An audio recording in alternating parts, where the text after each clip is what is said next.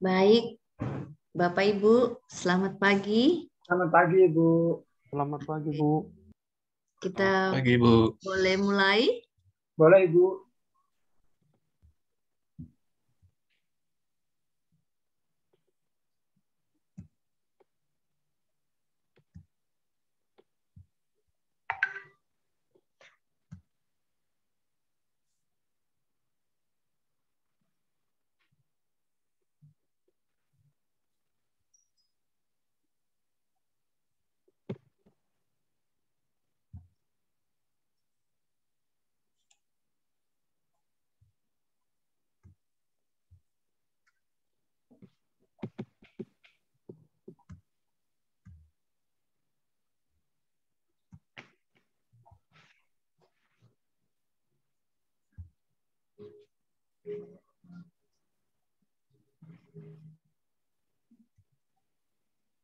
Kok ada gangguan ya? Anuku tidak mau kelihatan. Iya, Bu. Kenapa? Apanya gangguan? Ya, Aldi, Iya. tidak bisa tampil Ibu punya ini. Ibu sudah share screen. Di sini ada share screen. Kelihatan? Kelihatan. Bu. Cuma ada Oh, tertutup apa ini? Mungkin Ibu bekas. Atau saya coba ke sana, Ibu. Ya, Bu. boleh.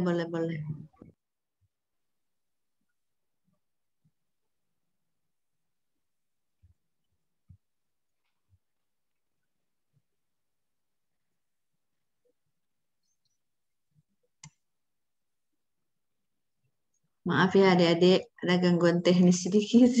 Iya, Ibu. Enggak apa-apa, Ibu. Soalnya Ibu tidak bisa melihat kalian. Aldi, Ibu sudah share screen. Kenapa dia cuma muncul begini? Apa ditinggal? More, baru show panel. Jadi Ibu tinggal ini atau ininya. Ya, yang pertama. Tinggal tekan-tekan ini ya.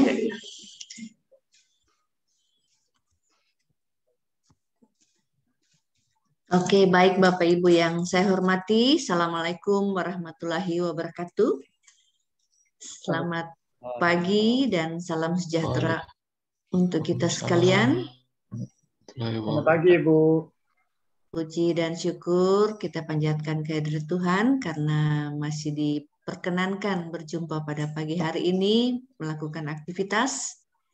Pada hari ini kita masuk pada agenda ketiga dari pembelajaran kita, yaitu peran dan kedudukan PNS dalam NKRI. Karena belum berkenalan, Ibu akan berkenalan dulu ya. Ibu diberi nama Stince Urianto. Ibu mendapat gelar insinyur pada Institut Pertanian Bogor dan MSI pada Universitas Tadulako. Ibu lahir di Buol, di bagian utara Sulawesi Tengah, ya, pada tanggal 5 September 64. Sekarang ini Widya Suara Ahli Madya, Pembina Utama Muda 4C. Alamat Ibu di Jalan Sempati Air di Huntara, karena Ibu punya rumah yang aslinya di Biromaru, terdampak gempa lalu. Sekarang ini Ibu berkantor di BPSDM, nomor HP-nya Ibu ini dan emailnya ini. Ibu punya sedikit pengalaman. Ya, Ibu lama di Buol, Ibu asli Buol ya. Jadi Ibu berkarya di Buol lumayan lama, 15 tahun. Setelah itu ke provinsi. Di Buol juga Ibu pernah menjadi dosen di Sekolah Tinggi Ilmu Pertanian karena Ibu punya ilmu. Sebelum kita lanjut, Ibu juga ingin berkenalan. Boleh Ibu, kita kelompok 2 ya. Ya, Ibu. Kelompok 2, Ibu. Kelompok 2. Sehat semuanya? Sehat, Ibu. Sehat, Bu. Kalau ada yang kurang-kurang sehat, Duduk-duduk saja di room. Jangan tidak hadir ya. Jangan tidak Ya. hadir. Ibu doakan semua sehat ya. Kita sedikit dulu ya, sedikit Ibu ingin tahu juga ya. Ibu ingin berkenalan sedikit dari, karena Ibu tidak bisa melihat semuanya, ini ada slideshow-nya Ibu. Jadi coba silahkan Antonius, mana? Sebutkan namanya dan asalnya dari mana? Ya, Ibu. Instansinya ya, instansinya. Oh ya. Saya Antonius Patris Godu, asal instansi dari Rumah Sakit Umum Daerah Madani, Ibu. Oke. Lanjut, David. Iya, saya Bu. Iya, nama saya David Kennedy Tumbelaka, asal instansi dari Rumah Sakit Madani Palu. Oke. Ernest. Ya, saya Bu. Nama saya Ernest, asal instansi dari Rumah Sakit Umum Daerah Madani, Palu. Madani semua ya. RSU Madani. Ya, Husin. Hadir, Bu. Saya Husin Lahati, Bu, dari Dinas Perhubungan. Dinas Perhubungan Provinsi. Iya, Bu, Dinas Perhubungan Provinsi. Ya. Iswanto. Ya, Bu. Saya Iswanto dari Rumah Sakit Undata Palu. Undata. Selanjutnya Muhammad Taufikul. Saya Bu. Nama saya Muhammad Taufikul Hafiz Afandi dari Dinas Cipta Karya dan Sumber Daya Air Provinsi Sulawesi Tengah. Cipta Karya, Sumber Daya Air ya. Iya, Bu. Lanjut Nur Rizky. Pagi Bu, saya Nur Rizky Iya. Amelia dari RSUD Undata Palu, Ibu.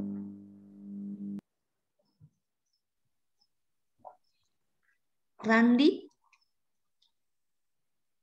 Iya Bu, saya Randi Sustito dari Rumah Sakit Umum Daerah Madani Palu.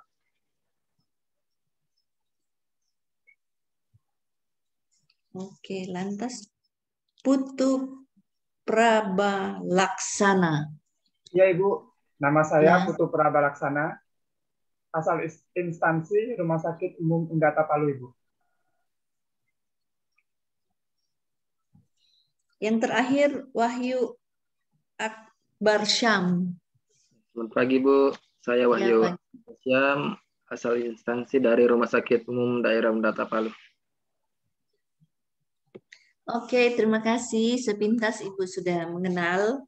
Jadi kita tidak banyak tersebar ya, hanya berapa instansi? 1, 2, 3, 4. Ya, 4 instansi. Bagus. Ya, Ibu. Jadi kita 10, ya 11 dengan Ibu. Kita dalam satu room yang kecil. Ini model baru ya, model baru yang saat ini Ibu pikir dia cukup bagus ya, karena dia cukup efisien.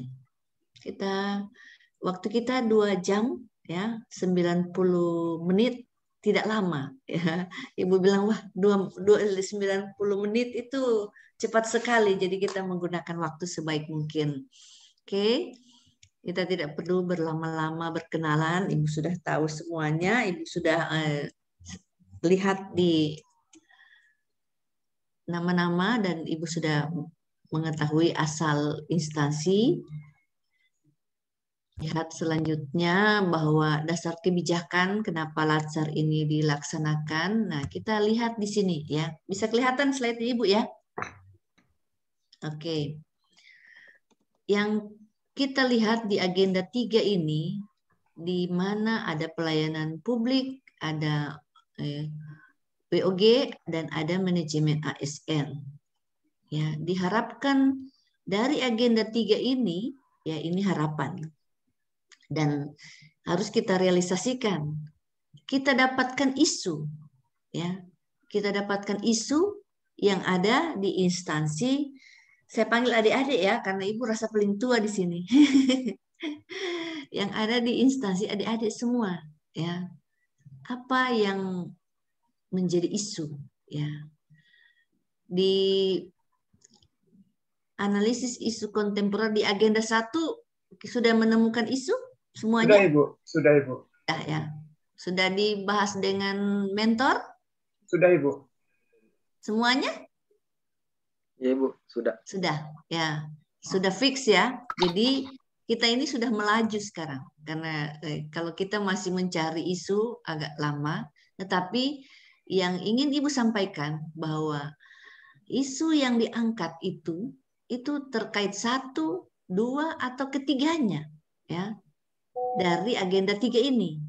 Jadi dia boleh terkait dengan pelayanan publik saja, atau terkait dengan manajemen ASN saja, terkait dengan WOG saja, atau ya pelayanan publik dengan manajemen ASN terkaitnya, atau pelayanan publik dengan WOG, ya, atau ketiganya dia terkait. Nah, ini yang harus bisa adik-adik memahaminya dengan baik. Dia terkait ketiganya atau hanya 1 atau hanya 2. Karena nanti kalau di seminar rancangan nanti akan ditanyakan oleh penguji keterkaitannya dengan agenda 3 yang mana. Nah, itu harus bisa dijelaskan kenapa dia terkait dengan pelayanan publik, kenapa dia terkait dengan manajemen ASN, dan kenapa dia terkait dengan WOG misalnya. Ya.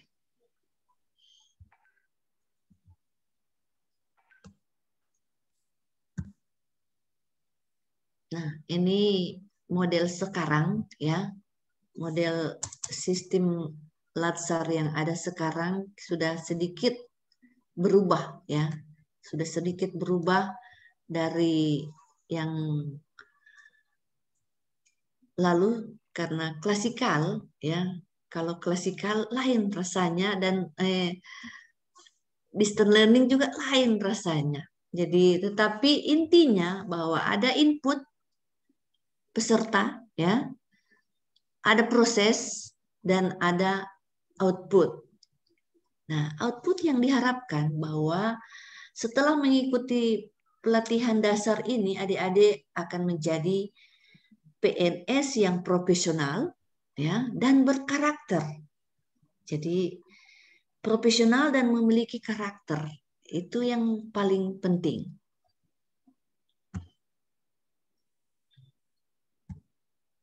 Ini Ibu hanya memperlihatkan semua sudah lulus di MOC? Sudah Ibu. Ada yang dapat paling tinggi? Ada? Di antara 10 ini ada yang dapat tertinggi? Atau paling tinggi Randi dapat berapa? Ya, medalinya? Kalau saya Bu, nilainya hampir nilai akhir saya 88. Syukur. Ibu hanya bertanya sendiri secara ini ya, secara kalau David dapat berapa nilai tertingginya? Kalau tidak salah lalu Bu 84. Ya, berarti istilahnya ada di antara 80-an ya rata-rata. Coba satu lagi yang Ibu mau tanya, Nuriski. Nuriski dapat berapa paling? Kalau saya 84 Ibu. Wah, boleh. 84 Ibu. Oke. Nah, jadi C1, C2 ya. Ini Ibu yakin ya semua sudah lulus. Jadi Ibu tidak menyinggung lagi urusan itu, hanya kita mau langsung melihat di C3, C4, C5 dan C6 ya. Ini makanya kita sudah langsung, Ibu hanya memperlihatkan sekilas ya. Kita akan sama-sama mengikuti kegiatan secara sinkronus ini secara 10 JP. Hari ini kita 2 JP, besok kita 3 JP, 4 hari berikut kita 5 JP.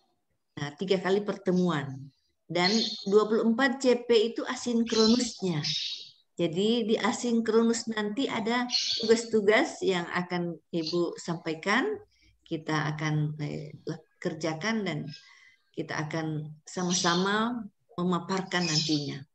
Ya.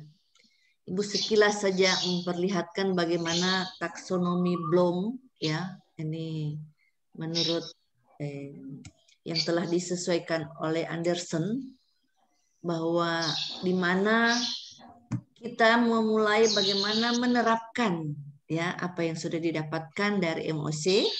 Setelah itu kita akan bagaimana menganalisis, menguraikan, menilai dan mencipta.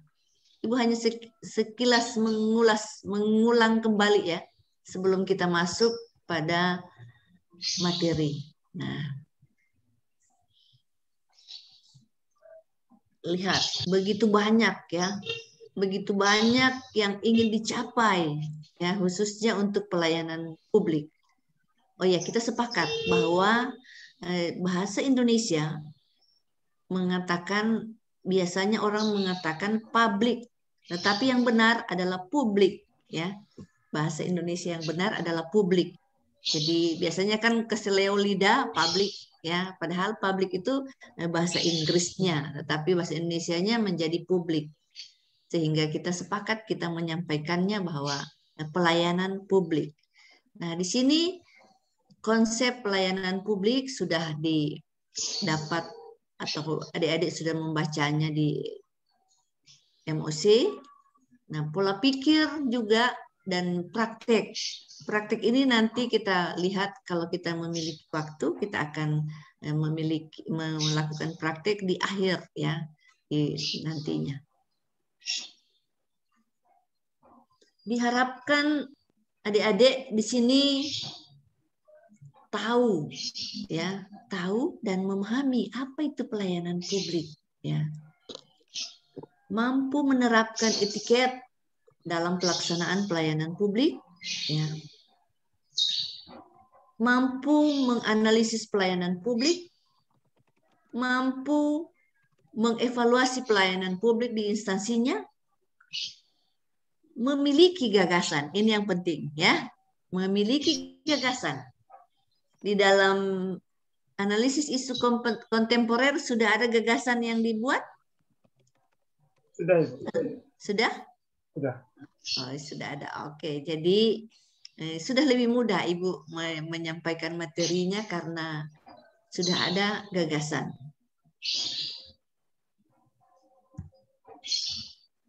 Nah, ini susah yang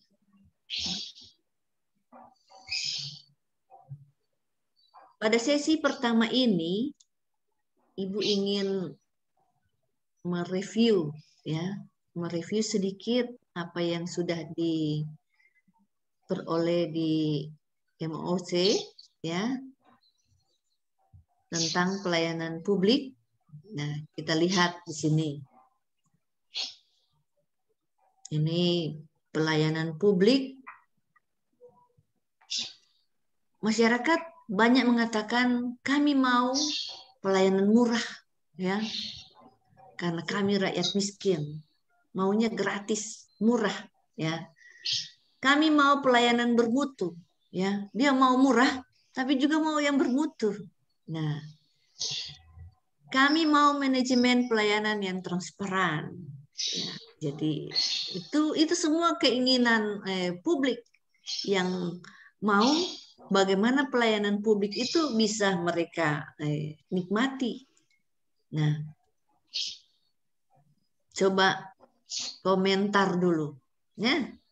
Coba ini kan yang bukan dari kesehatan ini hanya 2, ya. Hanya dari perhubungan dengan dari cipta karya dan sumber daya air. Ada 8 yang dari kesehatan. Maksudnya dari rumah sakit. Coba kita lihat, ya. Kalau terlihat gambar seperti ini, lihat jam. Sudah jam 10, masih ditutup, apa komentar? Coba, 1-2 orang silahkan beri komentar. Coba Putu komentari dulu. Baik Ibu, terima kasih. Komentar saya Bu mengenai ini merupakan jenis pelayanan yang ada terjadi permasalahan di layanan tersebut. Artinya waktunya itu tidak sesuai Bu dengan jam pelayanan.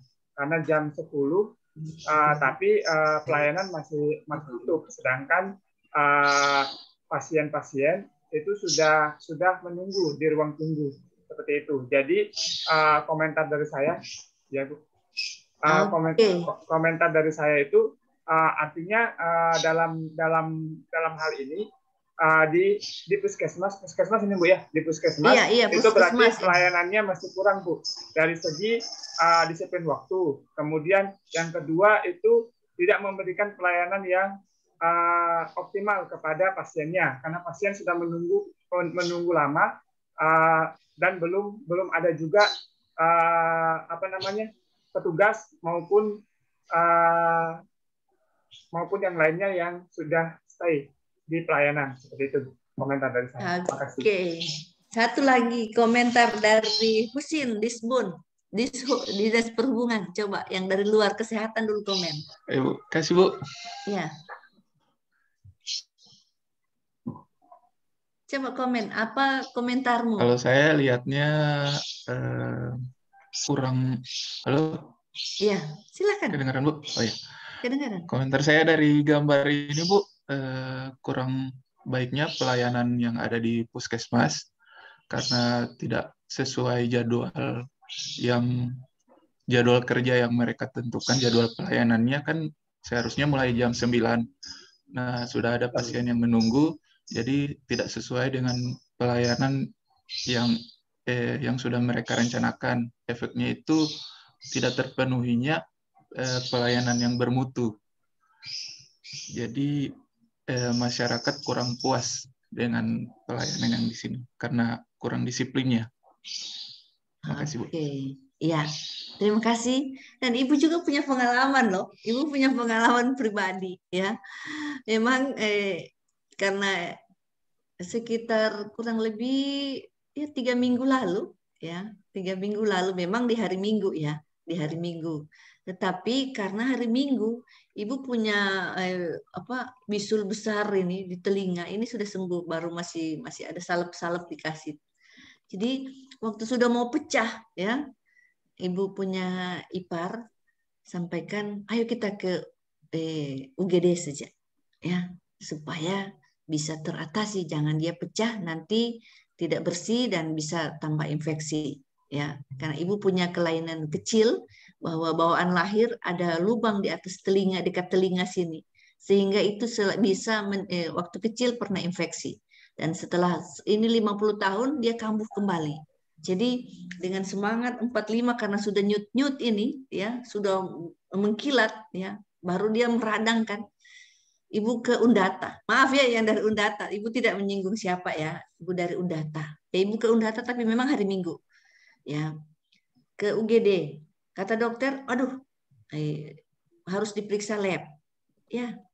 Supaya karena di kepala takutnya pendarahan dan lain sebagainya, dan ada gula dan lain sebagainya. Jadi oke, Ibu mematuhi saja karena namanya pasien. Tunggu di lab. Tidak ada orangnya. Banyak duduk situ, Ibu menunggu duduk ya. Tapi memang hari Minggu ya, Ibu sadar mungkin karena hari Minggu. Ya. Jadi karena lama menunggu, banyak ini yang ada yang datang bawa botol, bawa apa semua belum ada. Jadi kurang lebih sudah 1 jam ya. Ibu sampaikan ke ipar, kayaknya petugasnya mungkin lagi keliling atau lagi mana ya, karena ini pindah ke rumah sakit polisi. Jadi karena sudah sakit ini pindah ke UGD. Sampai di situ dokternya bilang, waduh, tidak bisa saya tangani ini, harus dokter ahli. Waduh, bagaimana sudah ini? Saya sudah rasa mau pecah ini bisul besar ini. Ya akhirnya ke BK. Nah, di BK lah sudah tertangani sampai saat ini ya, syukur sudah sembuh. Itu cuma sedikit pengalaman kecil Ya, seperti gambar ini juga ya. Karena adik-adik semua ada di istilahnya garda terdepan ya dari pelayanan publik. Kalau di perhubungan di bagian apa? Halo, Pak Husin di mana? Di bagian program, Bu. Oh, bagian program. Di bagian program, Bu. Bagian program. Kalau ya, Muhammad Taufikul di bagian mana? Tenaga teknis lapangannya, Bu, di UPT Sistem Penyediaan Air Minum, UPT SPAM. Ya. Jadi di situ juga berkaitan dengan pelayanan publik. Nah, biarpun di program juga berkaitan karena orang-orang di sekitar kita juga itu adalah publik yang harus kita layani. Baik, adik-adik, jadi komentar-komentarnya cukup bagus bahwa kita sudah mampu melihat ya apa yang menjadi masalah dari gambar ini. Ini hanya sekedar ya, sekedar gambar. Nah, sekarang coba masing-masing memberi contoh ya. Masing-masing memberi contoh pelayanan publik yang ada di sekitarmu ya. Atau apa yang dibuat misalnya oleh Antonius, apa yang dibuat. Adakah pelayanan publik berkaitan langsung dengan publik di pekerjaan di Rumah Sakit Madani yang dilakukan oleh Antonius, David, Ernest, ya maupun yang lainnya. Silakan boleh satu-satu komentar. Ibu ingin mendengar.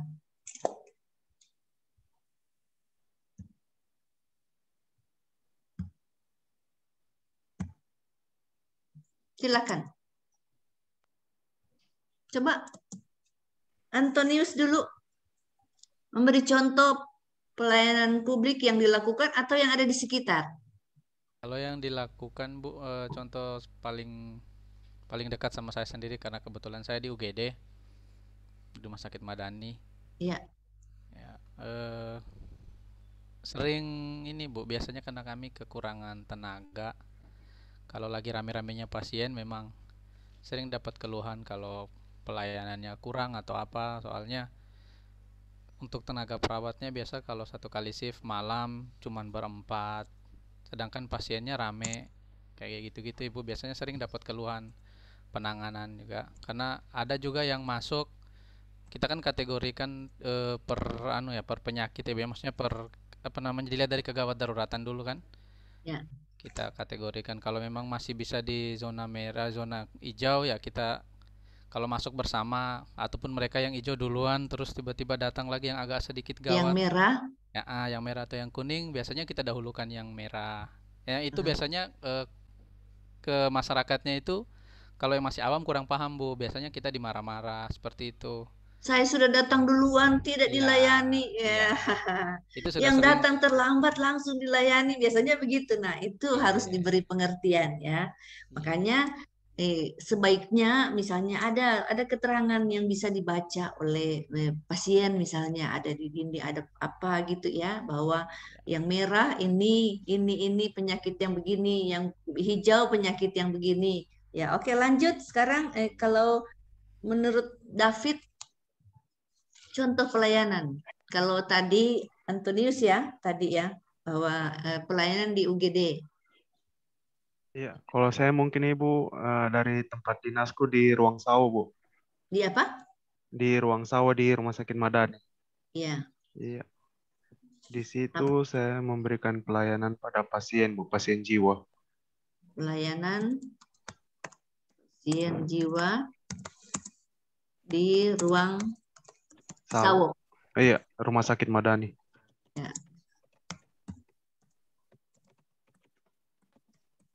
Oke, lantas Ibu ingin dengar lagi dari Ernest contoh pelayanan yang ada atau di sekitarmu, di tempat tinggalmu boleh misalnya, atau pengalamanmu mendapat pelayanan publik atau melakukan. Silakan. Ya, kalau saya Bu, mungkin contohnya saya ambil dari tempat kerja saya Bu. Ya. Di Madani juga mungkin hampir sama dengan Pak Antonius, cuman saya di ruangan ICU, Bu. Kadang di situ kan kalau di ICU itu balanya lebih ke pasien yang kritis. Jadi kadang pasien datang bersama keluarganya, pasiennya sudah gawat, keluarganya sudah cemas, jadi kadang kita lebih ke komunikasi kepada keluarga pasien tentang kondisi pasien. Begitu, Bu. Tidak ada rambu-rambu atau apa yang dituliskan di ruang ICU itu penanganannya. Nah, tapi intinya pelayanan yang dilakukan oleh Ernest di ruang ICU. Lanjut, Iya. Husin, contoh apa pelayanan publik yang... Kalau di subbagian program, Bu, dia menerima usulan-usulan dari bidang-bidang.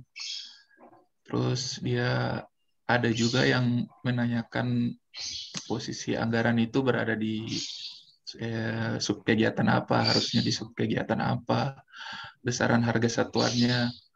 Ada juga pimpinan yang menanyakan realisasi program kegiatan, capaian program kegiatan. Itu saja, Bu. Serta laporan-laporan kayak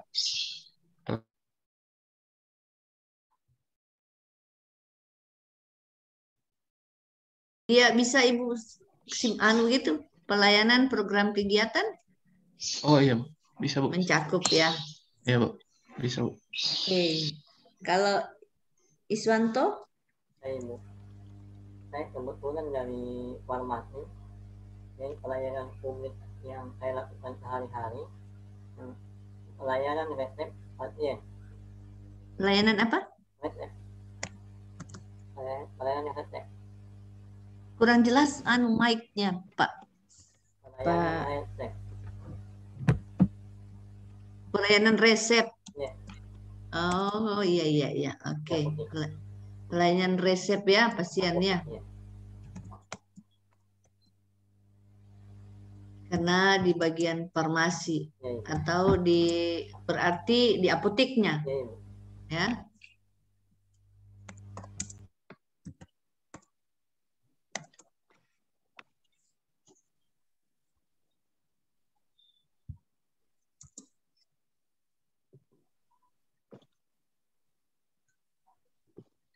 Lanjut Muhammad Taufik, apa contoh pelayanan? Kalau saya karena bergerak di UPT Spambu, jadi mungkin pelayanan sarana air bersih, Bu ya. Pelayanan sarana air bersih. Air bersihnya atau sarananya? Sarananya, Ibu. Ya, contoh. Fasilitasnya kayak pemeliharaan jaringannya. Oh. Bukan langsung dengan masyarakatnya, Bu. Tapi bangunan. Jadi sarana air bersih.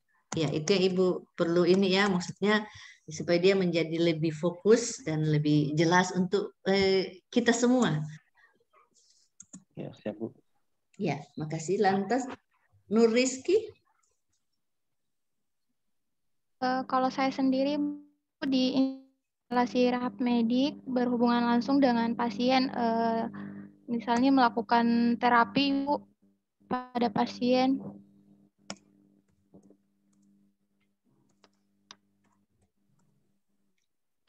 Oke, jadi pelayanan terapi ya pada pasien.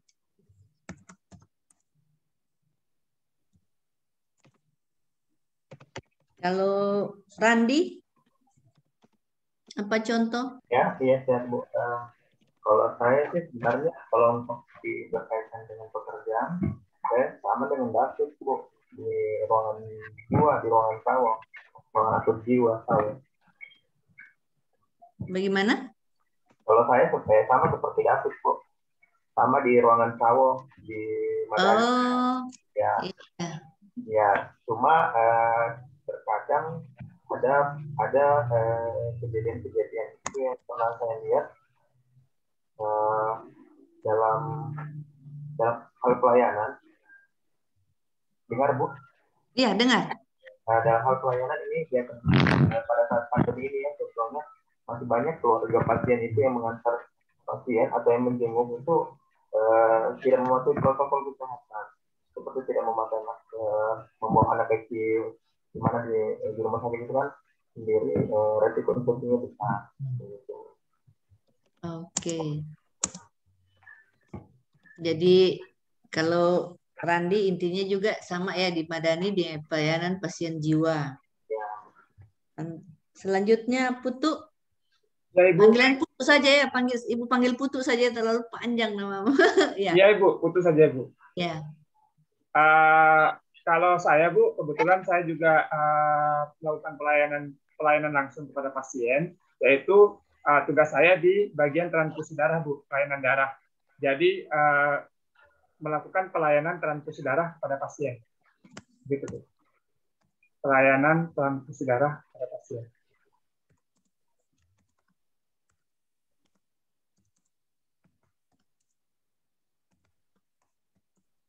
Oke, dan yang ke-10.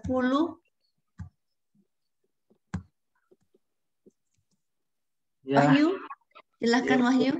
Oh ya, kalau saya Bu sama dengan Nureski, saya itu di bagian pelayanan langsung ke pasien, fisioterapi. Kebetulan kan ini COVID Bu, jadi untuk pelayanan terapi sekarang padat karena kebetulan ruangannya kami itu dipindah begitu, karena ruangan yang kemarin sebelumnya itu dipakai berhubungan langsung dengan ruangan COVID baku dekat, jadi kami harus pindah ke tempat lain, dialihkan begitu. Jadi untuk saya sekarang ya. Tapi tetap masih gitu, terapi gitu. Iya Ibu, tetap masih terapi. Sempat juga kemarin dibatasi pasiennya kayak gitu. Karena istilahnya kalau terapi kan memang pasiennya lumayan banyak sih Bu, tapi masih bisa kami masih bisa kami cover karena alhamdulillah lumayan banyak di tenaga fisioterapinya di ruangan sendiri. Ya, gitu. Jadi walaupun pasien banyak tapi masih bisa tertangani ya, karena banyak tenaga-tenaga terapis ya. Apa namanya, terapis ya? Oke, ya, jadi terapis. Sudah ada 10 contoh ya. Berarti artinya adik-adik sudah memahami bagaimana pelayanan publik itu sendiri dengan melihat kondisi yang ada maupun pekerjaan yang kita lakukan. Nah, sekarang apa yang menjadi problem utama? Ya, atau apa yang ingin diangkat, ya, apa yang menjadi isu? Apa yang menjadi isu? Ya, sengaja Ibu urutkan lagi dari seperti tadi ya, supaya mudah Ibu mengeceknya. Silahkan dari yang pertama tadi Ibu sebutkan Antonio ya, dan yang terakhir Wahyu ya. Silahkan menyebutkan apa yang menjadi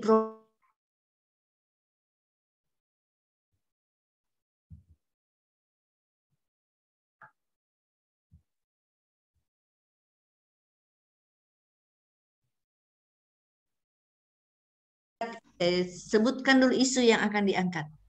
Oke, siap Bu. Ya, dari Antonius ya. Ya, saya Bu.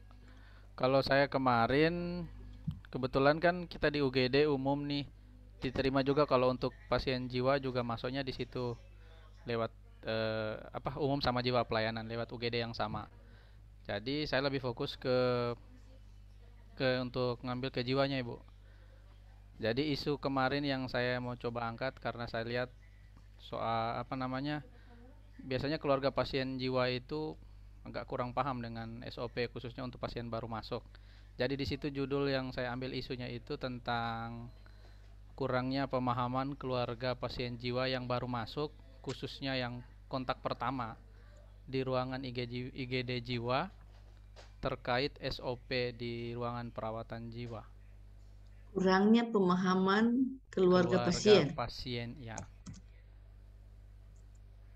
Keluarga pasien jiwa yang baru masuk. Yang dalam artian di sini itu pasien kontak pertama, Ibu. Jadi kurangnya pemahaman SOP itu maksudnya? Iya, garis besarnya seperti itu pemahaman keluarga soal SOP.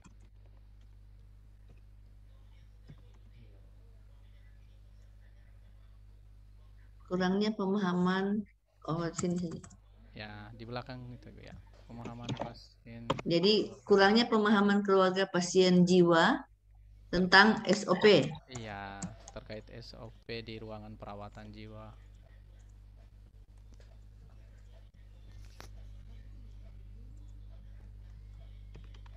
Apakah ini sudah dianalisis dengan menggunakan alat? Sudah, Ibu. Ya, pakai apa? Pakai apa ya kemarin? Apa itu? AM. APKL. APKL, AM lagi. APKL. Iya.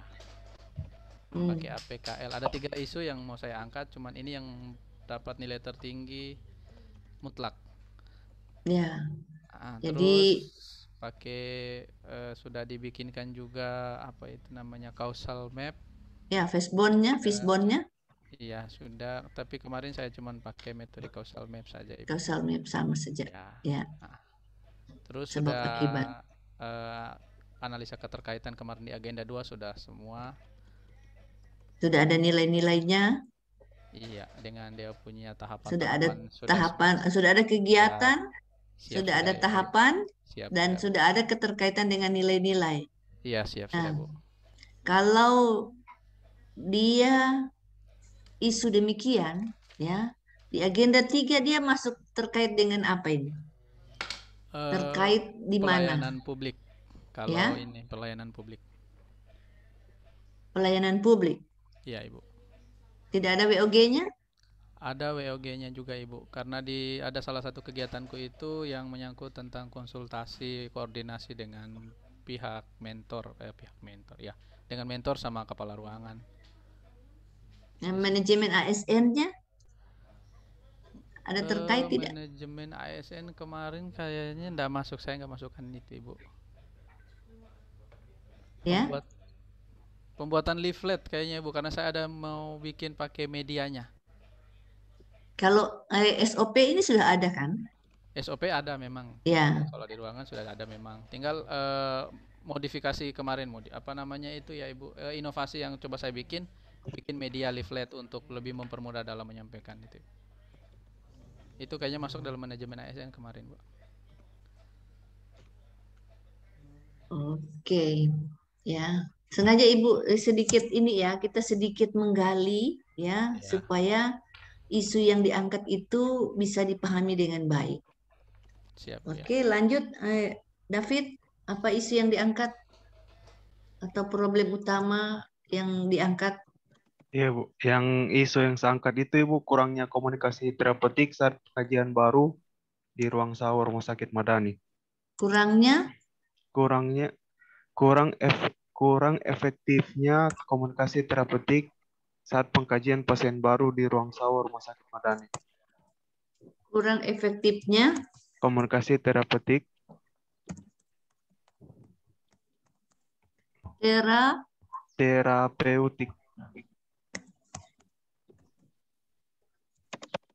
di ruang saat pengkajian pasien baru. Saat pengkajian pasien baru di ruang SAWA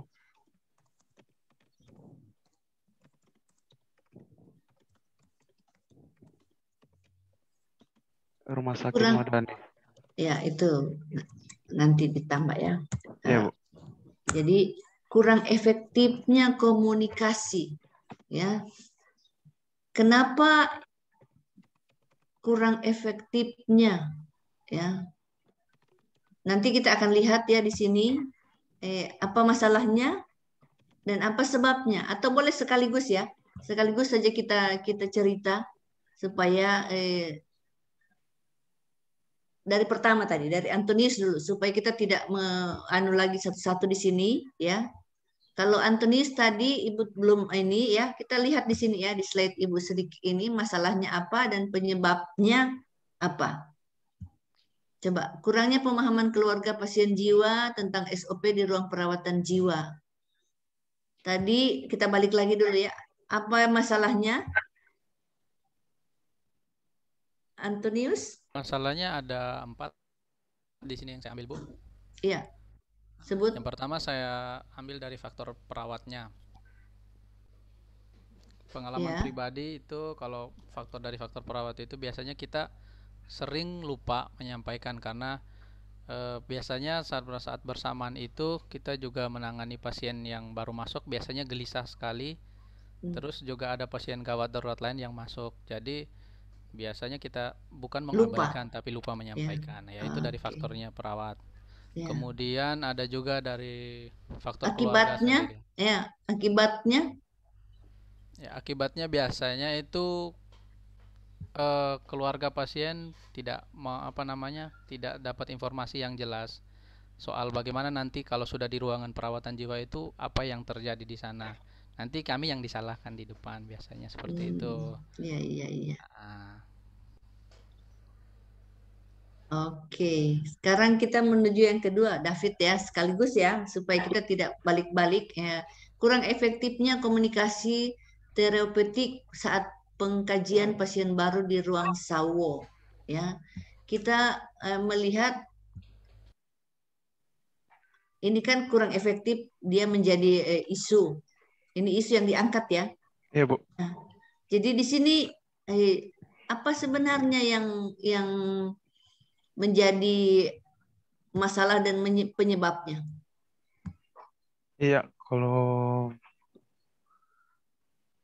masalahnya Ibu itu dari perawatnya Ibu. Dari SDM-nya. SDM. Iya, karena mungkin kurang mengerti kurang mengerti dengan komunikasi terapeutik dan penerapannya, Bu.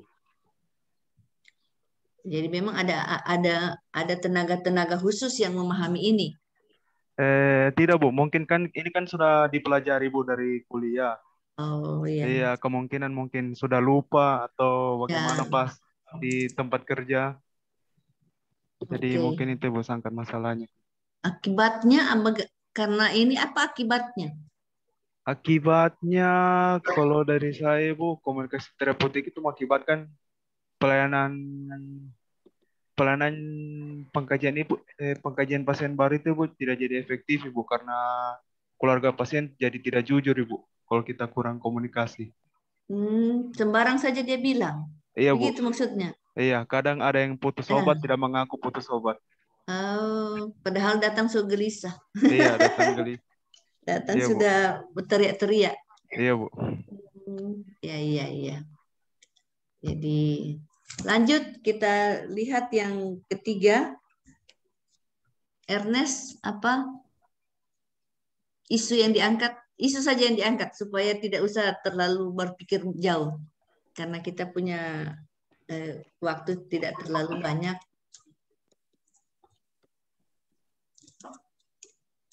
Apa isu yang diangkat oleh Ernest? Halo? Tidak kedengaran? Mana? Mike Ernest. Oh iya Bu. Iya Bu, isu yang saya angkat di sini Bu, ketidakpatuhan keluarga pasien tentang tata tertib dan aturan jam besuk di ruangan ICU Rumah Sakit Umum Daerah Madani.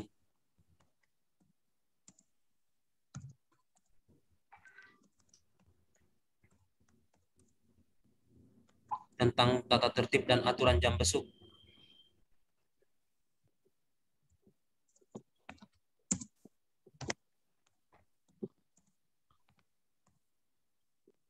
Di ruang ICU ya? Iya, Bu.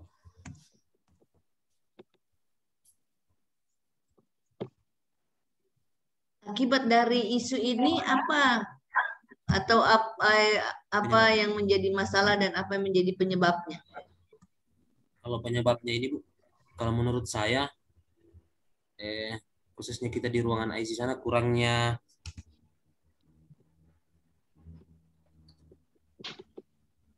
papan informasi, bahkan di sana tidak ada papan informasi yang berisi aturan itu. Mulai dari tidak ada banner X, tidak ada gitu-gitu. Iya, kita di sana tidak ada itu. Jadi sama kurangnya juga informasi yang diberikan petugas di depan rumah sakit seperti sapam begitu tentang aturan. Jadi kadang keluarga pasien itu menumpuk di dalam ruangan ICU. Kadang kita beritahu, pertama menuruti, lama-lama kembali numpuk gitu. Ya. Pertama mau satu orang saja menunggu ini, tapi kan ada. Nah, apakah ada tempat menunggu? Ada Bu, tapi di sana tidak, kapasitasnya kecil, jadi kadang satu keluarga pasien saja menunggu di situ sudah full tempatnya. Iya.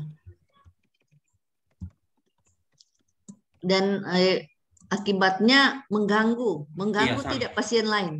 Sangat mengganggu, dan kalau khususnya di ruangan ICU apabila keluarga pasien sudah sering keluar masuk ruangan ICU itu bisa menimbulkan infeksi karena bagi pasien yang dirawat. Oke. Ya. Karena ada dari luar begitu. Ya, apalagi pandemi sekarang ini ya. Tapi kan yang mau besuk kan harus direpit juga kan?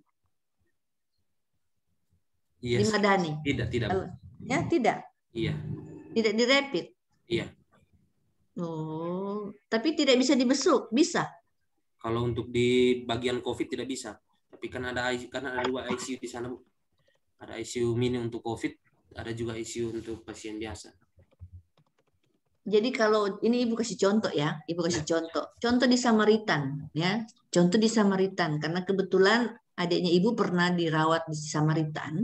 Jadi yang menjaga pasien itu harus direpit. Ya pasiennya dulu direpit ya, di swab malah dia. Setelah itu yang menjaga direpit antigen ya, dan disampaikan bahwa tidak bisa dijenguk oleh keluarga, hanya yang menjaga itu pun ada tandanya bahwa dia sudah direpit antigen. Nah itu di Samaritan, sehingga maksudnya Ibu begini ya, pasien akan menjadi lebih menjadi percaya bahwa memang istilahnya yang masuk ke sini berarti sudah negatif ya dari segi COVID, karena dia tidak diizinkan untuk dijenguk. Jadi kami juga hanya disampaikan oleh adik, tidak bisa dijenguk, harus rapid dulu baru menjenguk. Nah, kalau rumah sakit di khususnya yang ada ini tidak ya, tidak dirapid dulu. Mau melihat tidak dirapid. Tidak dirapid. Ya kalau untuk pasien-pasien ICU COVID Bu memang tidak diperkenalkan untuk menjenguk, tapi kalau pasien yang biasa tidak dirapid, cuma dibatasi saja biasa selama pandemi ini.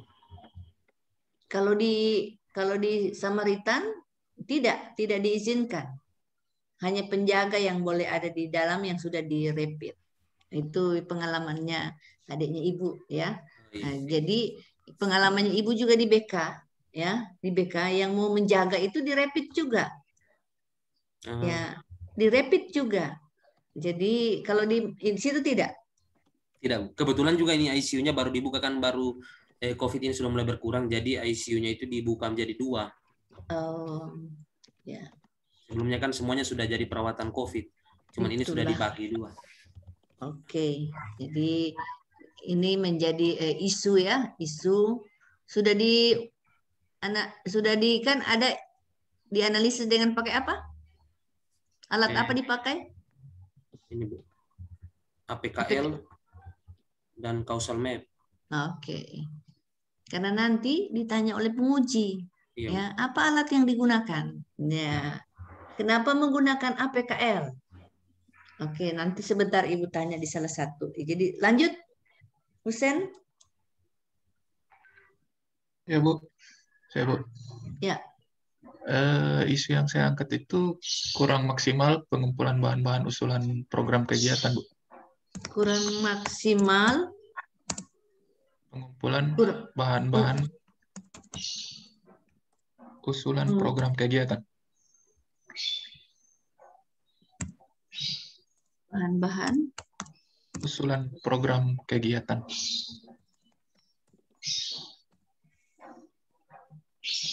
Itu penyebabnya Bu karena belum ada SOP di situ Bu. Jadi agak sulit mengumpulkan. Jadi sepotong-sepotong data yang dimasukkan. Terus tidak ada formnya Bu. Tidak ada form. Nah, tidak ada form. Jadi sekarang itu cuma dikasih, kan dari aplikasi ada kayak subkegiatan begitu kan Bu? Iya, iya. Cuma rinciannya. Jadi cuma dikonvert ke Excel, dikasih ke seksi-seksi. Jadi kalau minta rincian rencana mau dipakai triwulan berapa, jadi kirim lagi, tanya lagi ke mereka, mau di triwulan berapa ini? Nah, jadi isu yang diambil itu Bu, akibatnya itu kurang maksimal Bu, kurang efektif pengumpulannya, jadi berulang-ulang, tidak sekalian diminta. Jadi maksud saya ada formnya, sekalian bikin form sama SOP-nya Bu. Bikin form SOP, dia online atau apa maksudnya? Pakai maksudnya begini, dikirim dengan secara online boleh atau harus dia bawa lagi ke situ? Kan harus butuh tanda tangan Bu, jadi dia manual karena lingkup kerja juga cuma kecil Bu, cuma dekat antar ruangan itu cuma dekat, antar seksi, antar gedung bidang-bidang itu cuma dekat juga. Jadi karena memang dia butuh kepastian karena takutnya buat mereka susun anggarannya itu tidak lewat atasannya. Jadi butuh tanda tangan yang real sama cap. Jadi di disposisi. Iya. Untuk filenya biasanya dikirim, kan sudah ada masuk ke kita usulannya. Jadi kita WA sama operatornya yang file yang sudah didisposisi itu bisa dikirim soft copy-nya berupa PDF. Scan-annya lewat email. Jadi kirim datanya sekarang itu lewat email Bu. Setelah kita terima yang hard copy-nya. Ya, maksudnya yang ditanda tangan, ya. Karena kalau tidak lama lagi prosesnya. Iya, dia harus diketik kembali, ya itu yang maksudnya di mana letaknya penyelesaian masalah ini yang diambil. Jadi ada hal-hal yang harus disentuh ya, harus disentuh misalnya dengan apakah melalui email atau melalui apa ya. Sekarang kan dunia sudah canggih, tetapi yang penting sudah ada secara ininya sudah sah ya bahwa itu sudah Oke. Sudah diuji dengan apa isunya? Saya pakai APKL terus sama causal map Bu. Oke. Lanjut Iswanto. Ibu. Itu yang saya angkat Ibu, kurang tertibnya. Kurang tertibnya. Pelayanan penyimpanan obat. Penyimpanan obat. Ini apotek.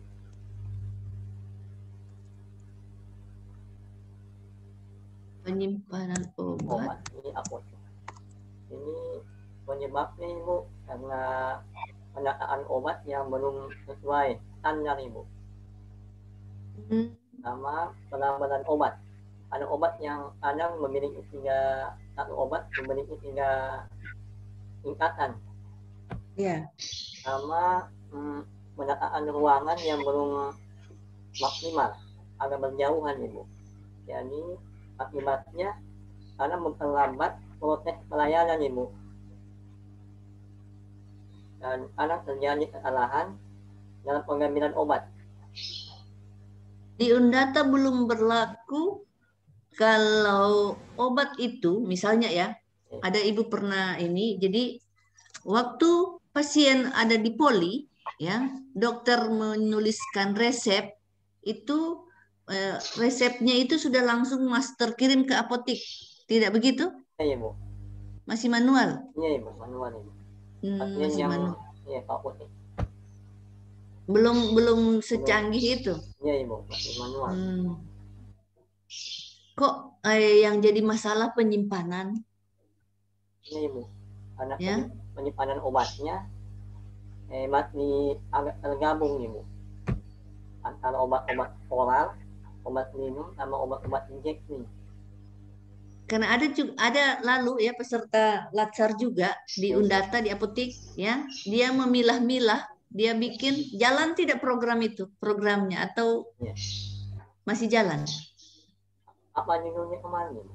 Yang lalu dia pilah-pilahkan ya sesuai dengan apa istilahnya ini obat yang obat yang misalnya lebih butuh apa maksudnya jenis-jenisnya. Oh, anunya Ibu. Jenis penyediaan obat Ibu. Obat-obat minum, obat injeksi. Ya, kalau ini penyimpanannya. Penyimpanan yang belum sesuai Ibu. Karena tergabung obatnya.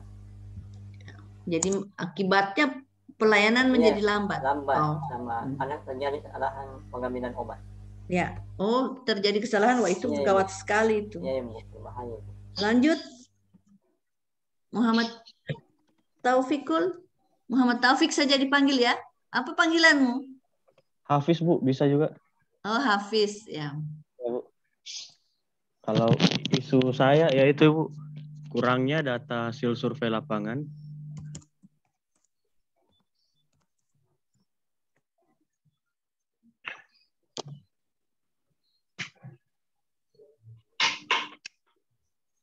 Dan kurangnya akurasi data perencanaan.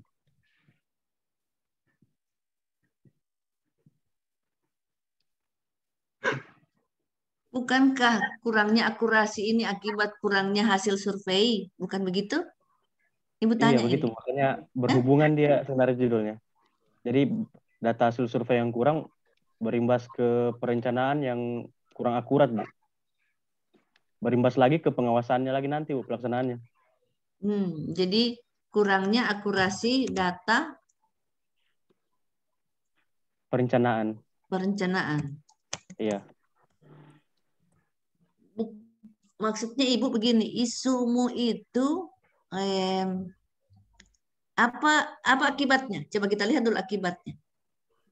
Akibatnya ini, Bu, jadi karena kurangnya data, kurangnya hasil perencanaan yang tidak akurat menyebabkan keterlambatan pekerjaan, Ibu. Karena otomatis dengan kurangnya akurasi data perencanaan tentu harus kita lakukan lagi adendum, Ibu. Atau perubahan volume pekerjaannya. Atau CCO lagi namanya. Nah, ini belum selesai judulnya, Bu. Judul itu ya. Kurangnya data hasil survei lapangan dan kurangnya akurasi data perencanaan pada paket pekerjaan fisik di UPT SPAM. Kalau dikasih ini apa kesimpulannya? Itu makanya Ibu tanya tadi apa akibat? Ya. Kalau akibatnya itu, Bu, dapat mengakibatkan keterlambatan pekerjaan, Ibu. Ya. Keterlambatan pekerjaan. Iya. Keterlambatan waktu pelaksanaan pekerjaan, Ibu. Ya, keterlambatan waktu pelaksanaan pekerjaan. Coba iya, kita tulis ya.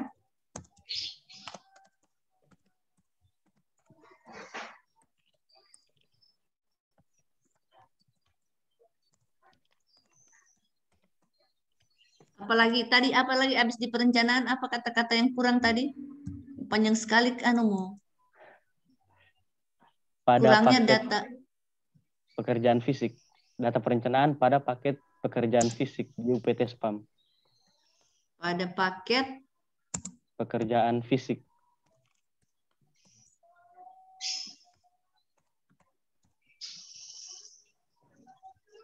Sudah dianalisis isunya ini? Sudah, Ibu. Nah, kalau sudah, dia terkait dengan apa dia ini? Pelayanan publik kah, atau WOG, atau manajemen ASN? Kalau kemarin bersama Pak Said sudah kami sudah kami analisa. Untuk pelayanan publik dia tidak ada, Bu, karena lebih condong tahapan kegiatannya ke manajemen ASN dan WOG, Bu. Kegiatan saya yang pertama itu kan ada konsultasi, kolaborasi dengan mentor atau atasan langsung, kepala seksi, kepala UPT, dan rekan tim teknis lainnya, Bu.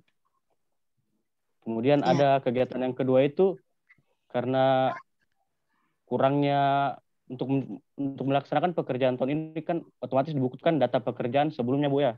Nah, sedangkan data sebelumnya itu sangat kurang, Ibu. Bahkan ada yang beberapa yang tidak ada. Jadi kami melaksanakan pekerjaan pemeliharaan harus istilahnya merencanakan lagi dari awal, Bu. Tanpa perencanaan sebelumnya. Jadi otomatis memakan waktu yang lama deh, Bu. Jadi kegiatan saya yang kedua membuat bank data elektronik yang berisi arsip-arsip file pekerjaan yang telah selesai dilaksanakan, Ibu. Jadi kalau pimpinan mau lihat ya, atau perencana mau lihat, langsung klik bisa terbuka. Iya, Ibu. Jadi bisa diakses di mana saja dia. Oke. Online dia? Rencana saya mau bikin online juga, Bu. Tergantung kondisi nanti. Ya. Tapi kalau nama elektronik berarti online, Ibu. Ya, tidaklah, bisa offline. Mana sudah yang jago IT? Kan online itu, ya. Supaya bisa diakses di mana saja, makanya saya mau bikin online rencana. Iya, online. Kalau sudah diakses di mana saja, online. Tapi kalau dia offline hanya di lingkunganmu saja, dia offline, bisa juga begitu. Ya. Oh iya sih, Bu. Ya, bikin aplikasi, Bu, ya. Ya. Ya, siap-siap, Ibu. Oke, lanjut. Nur Rizky, apa yang menjadi isumu? Kalau saya, Ibu, belum optimalnya penanganan fisioterapi pada kasus stroke di instalasi Rahab Medik. Belum optimalnya penanganan fisioterapi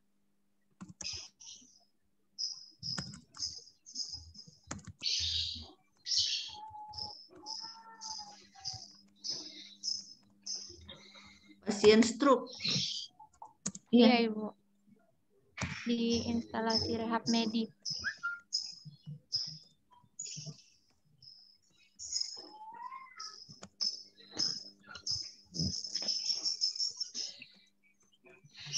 Akibat dari belum optimalnya ini apa? Waktu terapi pasien menjadi lama, Ibu. Karena alasannya kenapa saya ambil kasus stroke ini karena salah satu kasus yang banyak ditangani semenjak pandemi. Kemudian karena keterbatasan ruang dan alat, karena tadi itu ruangannya dipindahkan, jadi ada penumpukan pasien, Ibu, di antrian, sehingga waktu untuk menangani pasiennya itu jadi dipangkas, Ibu, untuk terapi latihan dan terapi manualnya itu jarang dilakukan, sehingga pasien yang harusnya sembuh dalam waktu 3 bulan jadi lambat seperti itu, Ibu. Jadi pasien struknya makin lama. Iya, lama terapinya, Ibu. Lama terapinya. Iya. Apa itu kan jadinya pasien menjadi jenuh karena lama ya. Sekarang apa yang mau dibuat? Kalau yang saya buat, yang pertama itu, Ibu, membuat kuesioner kepuasan pasien, ada pre dan postnya sebelum ditangani, terus membuat banner juga, sama ada penanganan fisioterapi, Bu. Penanganan? Fisioterapi. Kan ini belum optimal, berarti gagasannya, apa gagasanmu? Gagasanku itu optimalisasi pelayanan fisioterapi pada kasus stroke di instalasi Rahab Medik RSUD Undata, Ibu. Nah, yang terkait dengan agenda 3 apa saja dia? Pelayanan publik? Ada WOG untuk konsultasinya, Ibu. Terus untuk ini bannernya ada manajemen ASN sama pelayanan publik untuk penanganan ke pasiennya langsung, Ibu. Ya, oke. Jadi bisa masuk ketiganya. Ya. Tetapi yang Ibu ingin lihat ya, Ibu ingin lihat Optimalisasi dari segi, kan ini belum optimal karena tadi ada penumpukan pasien. Optimalisasi ke penanganannya itu apakah memangkas waktunya atau apanya? Tidak Ibu, kalau untuk optimalisasinya itu kita pas menterapinya diusahakan ada home program sama maksudnya pasiennya diajar latihan-latihan yang bisa dilakukan di rumah Ibu. Oke, ya oleh satunya itu ada home program ya. Home program itu yang menarik ya, yang perlu dirancang baik sehingga apakah pasien bisa memahaminya dengan baik. Lanjut, yang ke-8, Randi. Apa isu yang diangkat? Ya, Bu. Kalau saya sendiri mengangkat ini isu kurangnya informasi, dengar Bu ya? Iya. Kurangnya informasi yang diterima keluarga tentang pentingnya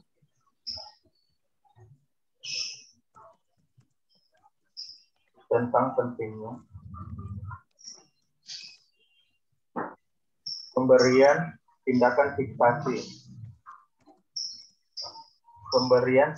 fiksasi. Tindakan apa? Fiksasi, Bu, fiksasi. Fiksasi. Ya, gitu. Pakai S, Bu, S. Bukan C, S. S, fiksasi. Ya, fiksasi. S, Bu, S. Ya. Kurangnya informasi keluarga tentang pentingnya pemberian tindakan fiksasi pada pasien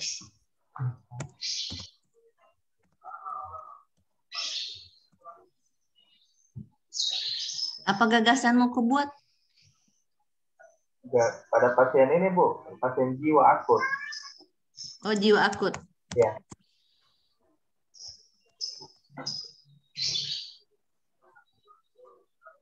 Masih ada Bu lanjutannya Bu. Pasien jiwa akut dengan resiko perilaku kekerasan. Dengan risiko perilaku kekerasan. Perilaku kekerasan. Betul? Kekerasan, Bu, kekerasan. Oh, kekerasan. Ya, kekerasan. Dan resiko bunuh diri.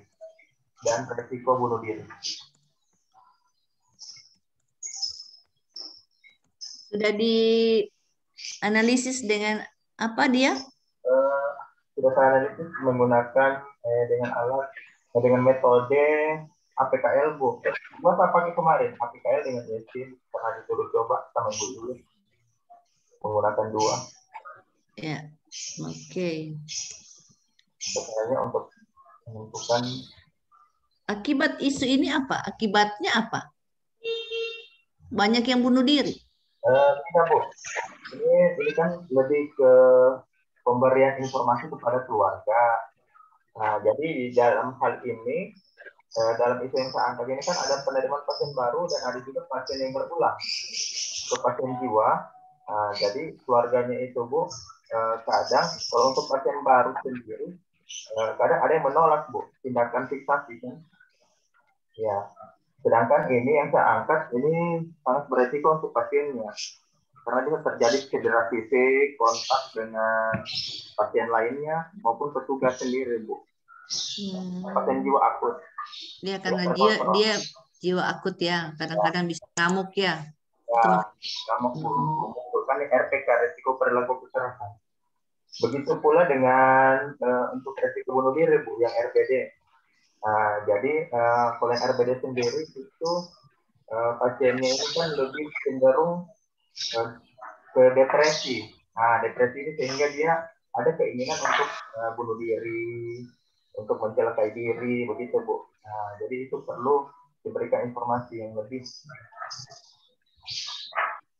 Oke, ya. Jadi karena kurang informasi makanya diberikan ya tindakan memberikan. Pemberian informasi. Ya. Lanjut. Oke, terima kasih Putu.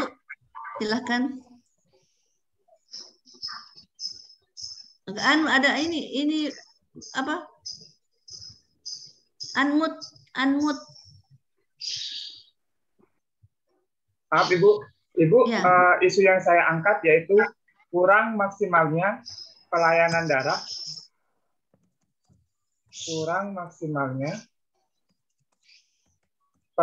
daerah, di BDRS Undata.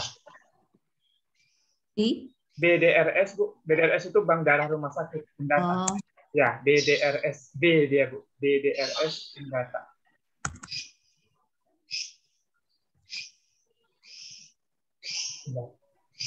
Pakai B, Bu. Ya, B. Bank Darah ya? Ya, Bank Darah Rumah Sakit. Sudah diuji dengan apa? Saya pakainya USG Bu. USG. Ya, USG. Ya, USG. Terus akibat dari permasalahan ini itu karena ketidakpuasan keluarga pasien terhadap pelayanan yang kita berikan, Bu.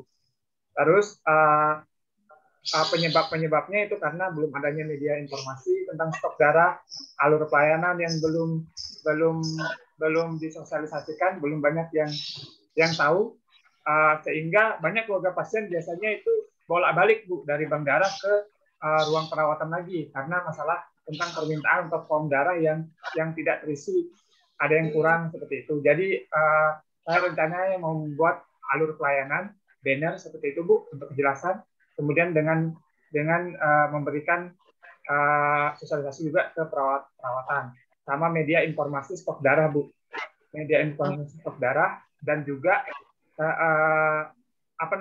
untuk membantu keluarga pasien mempermudah dalam mencari pendonor darah. Misalkan nih ada keluarga pasien yang jauh-jauh Bu, yang dari misalkan dari Buol, dari Toli-Toli, mereka tidak punya keluarga di Palu, tiba-tiba stok darah tidak ada, mereka kesulitan dalam mencari darah. Itu biasanya ininya Bu, masalahnya. Jadi saya rencana mau bikin media sosial seperti Facebook, WA Group untuk merekrut pendonor di situ. Jadi nanti kalau misalkan ada yang minta permintaan darah, bisa diupload di sosial media seperti itu. Masuk di mana dia ini? Apa dari agenda 3? Dari agenda 3 itu masuknya di kan ada 5 kegiatan Bu. Itu masing-masing. Bukan, masuk di pelayanan publik, manajemen ASN, WOG. Ya, masuk ketiganya? Masuk ketiganya Bu. Ada juga WOG-nya, ada pelayanan publiknya, dan juga ada manajemen ASN-nya Bu. Oke. Ya. Jadi gagasan tadi membuat media sosial media. Sosial media salah satunya. Iya, salah satunya itu Bu. Sosial media kayak WA Group untuk pendonor, kemudian sama Instagram dan Facebook Bu untuk merekrut pendonor di situ. Jadi nanti di sana itu ada pendonor golongan darah A, B, O, AB. Jadi nanti kalau ada keluarga pasien yang butuh, kita foto permintaan darahnya, baru kita upload di sosial media. Sama kita juga informasikan tentang media tentang stok darah di Undata Bu.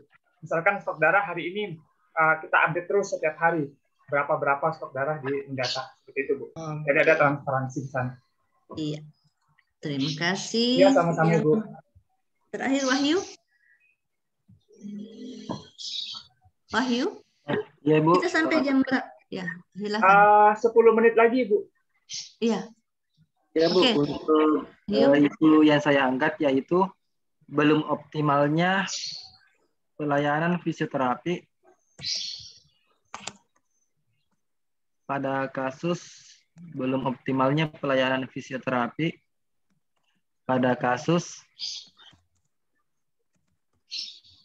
low back pain.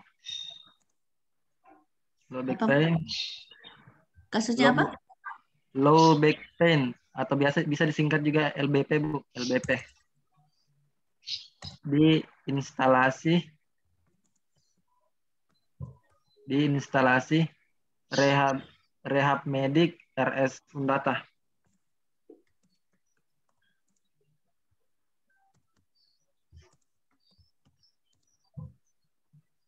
Apa akibat dari belum optimalnya ini? Di sini Bu, dari sisi belum optimalnya karena kurangnya pengetahuan dari pasien mengenai penyebab dari kondisi yang dialaminya. Jadi di sini saya mau memberikan edukasi ke pasien mengenai penyebab kondisi yang dialaminya kayak gitu, Bu. Karena kan istilahnya kayak gini, Bu, biasanya penyebabnya itu karena aktivitas sehari-harinya sendiri. Jadi mungkin pasien sudah ditangani beberapa kali, sudah sembuh, kondisinya itu bisa kambuh lagi karena ketidaktahuannya mengenai penyebabnya itu. Bisa dari posisi yang kurang ergonomik ketika melakukan sesuatu, bisa kayak ketika mengangkat barang, ketika beban maksimal yang bisa diangkat seseorang itu melebihi kapasitasnya kayak gitu. Jadi mungkin sudah sembuh kita tangani, tapi karena dia bikin ulang ya akhirnya. Oke. Ya kayak gitu. Jadi di sini ya. Saya untuk kegiatan saya di sini, saya yang pertama itu memasang poster mengenai bagaimana posisi ergonomi ketika melakukan aktivitas sehari-hari, sekaligus mengedukasi langsung ke pasiennya kayak gitu, Ibu. Kan dia ini berarti gagasanmu optimalisasi sama dengan yang tadi ya. Belum optimal itu anunya pasti optimalisasi. Nah, jadi harus tergambar dengan baik mengapa dia belum optimal ya. Adik-adik jangan lupa kalau ada data masukkan menjadi latar belakang. Semuanya masalah ini ya, isu ini sebaiknya ada data yang mendukung kenapa hal ini terjadi ya. Nah, lantas khusus untuk Wahyu, dia apa dari 3 mata pelatihan di agenda 3 masuk yang mana dia?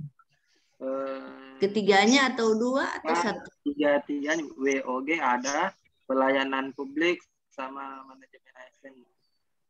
Oke. 3-tiganya masuk. Ya, jadi Ibu ingin sampaikan bahwa ini isu.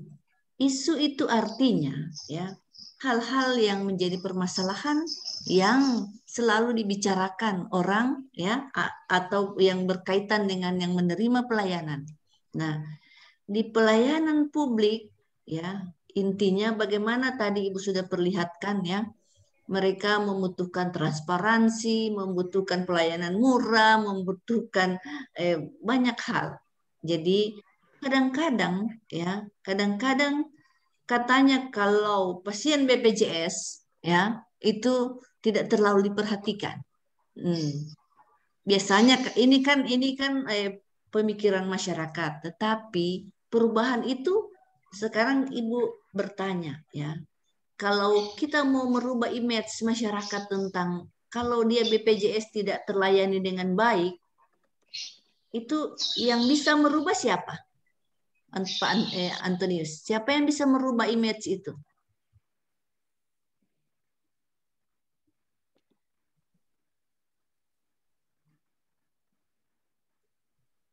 Kok tidak kedengaran? Tidak kedengaran suaramu. Ini Bu, kalau menurut saya untuk bisa merubahnya itu bukan cuma dari pihak petugas, karena membuat kebijakan untuk perubahan BPJS itu bukan tugasnya kami sebagai pelayan, khususnya kayak di bidang pelayanan, kayak contoh saya sendiri di UGD. Itu bukan tanggung jawabnya kami sebenarnya. Kami cuma berhak melayani. Cuman kembali lagi ke sistem. Nah, sistem itu bukan ranahnya saya sebenarnya. Jadi tinggal bagaimana pemahamannya kami sesuai dengan apa yang kami tahu. Itu yang kami bisa sampaikan. Karena percuma kami sampaikan berkuar-kuar soal begini-begini, tapi pembuat aturan kebijakan itu orang yang di atas. Kembali lagi ke BPJS-nya. Nah, itu sebenarnya kalau menurut saya masing-masing instansi itu wajib sebenarnya harus ada orang BPJS-nya di situ. Setidaknya kalau ada keluhan masyarakat terkait pelayanan yang umum biasanya didahulukan, sementara ini kayak gini. Kalau pengalaman saya selama ini nggak ada begitu. Kami bukannya mendahulukan yang umum ataupun meniadakan yang berkartu, cuman di saat yang berkartu itu tidak bawa kartunya, kembali itu lagi jadi persoalannya kami nanti soal pengklaiman jasa segala macam. Okay. Kalau secara personal pasti bertentangan dengan hati nurani. Kita mau layani orang tapi kok bertentangan sama kartu kayak gitu. Itu sebenarnya tergantung dari pintar-pintar kita menjelaskan di sana. Cuman tidak semua orang bisa menerima itu, apalagi sudah datangnya dengan keadaan gawat darurat. Nanti ujung-ujungnya berkoar di luar sana bilang ternyata kayak gini-gini. Ternyata pelayanan sangat kurang baik ya. Jadi Nah, ini berkaitan dengan WOG. Jadi kalau di beberapa negara ya, bahwa siapa saja ASN yang ditemui bisa menjelaskan. Ya, karena mereka sudah diberi pemahaman tentang misalnya BPJS, ya. Tanya sama saya saja orang diklat, saya bisa menjelaskan, ya. Tanya sama orang PU, orang pengairan dia bisa menjelaskan. Nah, itu jadi ini nanti yang kaitannya dengan WOG.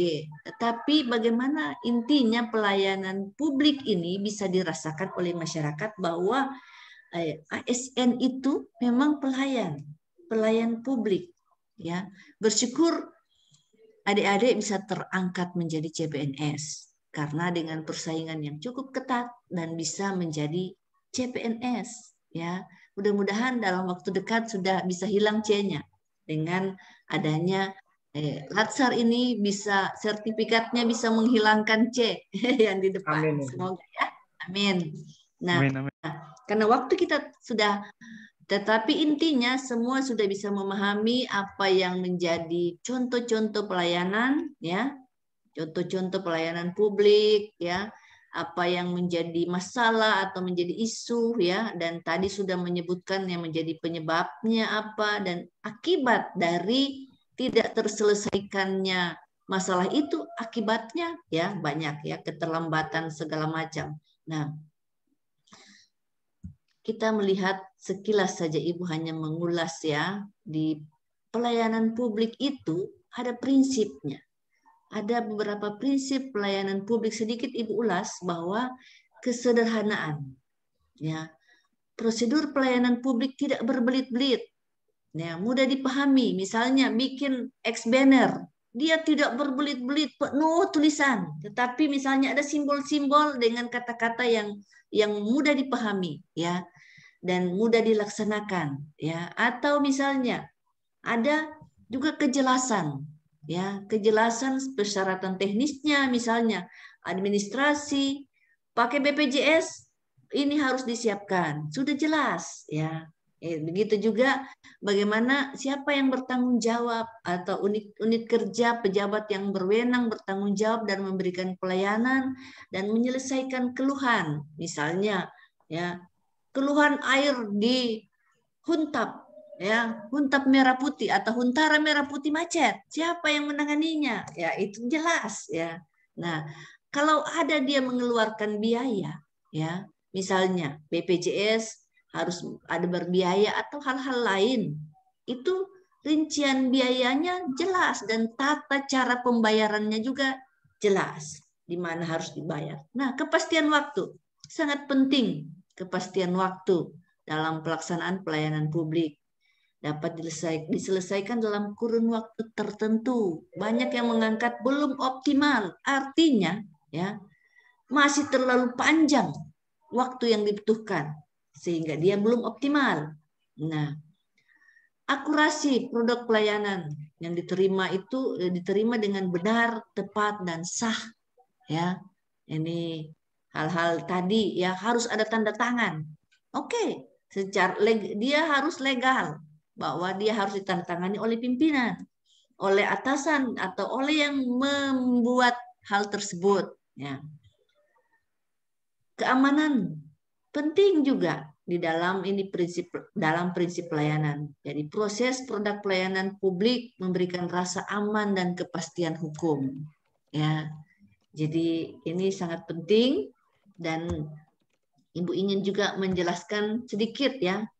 Ada cukup banyak prinsip pelayanan publik untuk mewujudkan pelayanan prima. Nah, apakah dari 9 hal ini adakah yang diangkat 1, 2, 3 atau semuanya yang diangkat untuk sudah live selesai, Bu. Oke. Jadi tidak panjang lagi, ya. Kalau iya, Bapak Ibu. Oh iya.